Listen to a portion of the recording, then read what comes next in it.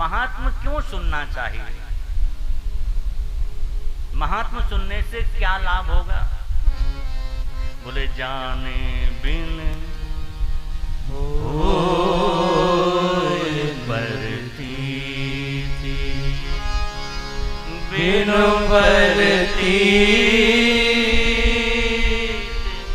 होए नहीं प्रीति, प्रीति बिना नहीं भगति दृढ़ाई।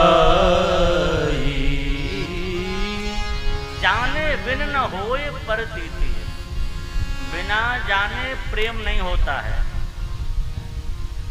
आप किसी को जानते ही नहीं हैं तो आपका उसके प्रति आकर्षण नहीं होगा। और हम किसी की महिमा बताएं, वो ऐसे हैं ऐसे हैं ऐसे हैं, तो एक बार उन्हें देखने का मन जरूर करेगा, भाई देख तो ले आकर हैं कैसे। ऐसी महात्मा में भगवत चर्चा सुनाई जाएगी, भगवान का स्वरूप, भगवान का स्वभाव, भगवान के गुण बताए जाएंगे। जब इन भगवान के स्वरूप स्वभाव गुण की चर्चा होगी तो उन भगवान को देखने की जिज्ञासा प्रकट हो जाए। बस यही महात्मा है। हम एक बात और कहा करते हैं, ये महात्म है क्या?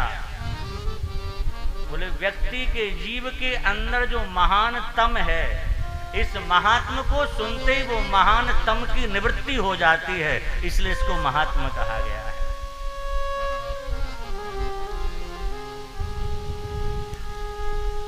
श्रीमद् भागवत महापुराण वेदव्यास भगवान की अंतिम कृति है, आप लोग सब जानते हैं। 17 पुराणों को लिखने के बाद, महाभारत आदि ग्रंथों को लिखने के बाद व्यास जी ने अंतिम लेखनी भागवत पर उठाई है।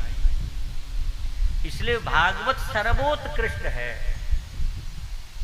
आप लोग जानते होंगे, कोई लेखक होता, कई ग्रंथ लिखता, कई किताबें पुस्तक लिखे, उसकी जो आखिरी पुस्तक होती है ना, वो बड़ी महत्वपूर्ण होती है।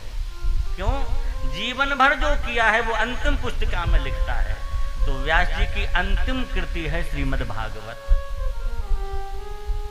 एक बात और कह दें हम, ये भागवत व्यास जी ने लिखा जरूर, पर व्यास जी भागवत के रचयिता नहीं है।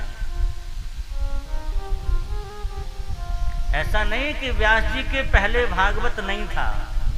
व्यास जी खुद कह रहे हैं, प्रथम स्कंद में वर्णन आएगा आगे, कि मैंने भागवत लिखा नहीं, मैं तो सम्यक प्राशनाम के आश्रम में बैठा था, ध्यान में संपूर्ण भागवत हमारे अंदर प्रकट हो गया, और जैसा प्रकट हो गया ठीक वैसे हमने लिख दिया। अच्छा, अगर ऐसा नहीं होता तो ये सुक उवाच, नारद उवाच, ये सब कहां से आ गए? क्योंकि जो प्रकट हो गया वो उन्होंने रचना कर लिख दिया है। हमारे यहां पुराणों को शाश्वत कहा गया है।